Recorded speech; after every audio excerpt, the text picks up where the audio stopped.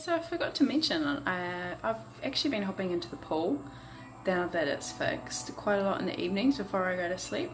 For some reason I've been finding it quite a good way to cool down and I guess sort of like relax the body and the mind. It's been I guess a really good tool to be able to get to sleep a lot easier at night. We've also started using separate sheets, so we've found that that's actually also helped sleep, with us sleeping better, which is really good.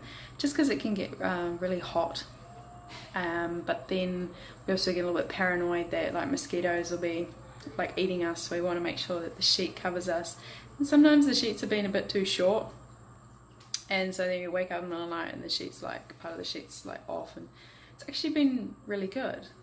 Not just for that, but also in other reasons, like we're not having to like worry about having to be so close together because we need to try and make sure we're sharing the blanket. So I don't know if you would call that like a sleeping tip or a sleeping hack, but it's been working and I think I might continue doing it if I can in the future.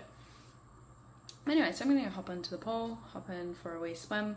I haven't really been showing many of those on camera because I guess I just kind of forget, and it's kind of like getting to the end of the evening and don't really want to be using the phone too much or technology.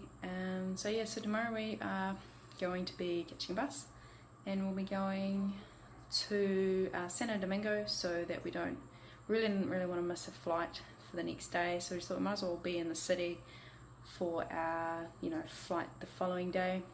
And I guess we could say that we've been to Santo Domingo and actually had a little bit of a look around. Where we're staying seems like an alright area, and there even appears to be a few places on the Happy Cow app that say that they have veg options or the vegetarian. So that's quite exciting for me because there hasn't been a lot of that here in Las Terrenas or Las Terrenas or however you like to pronounce it. So yeah, I'll see you again soon.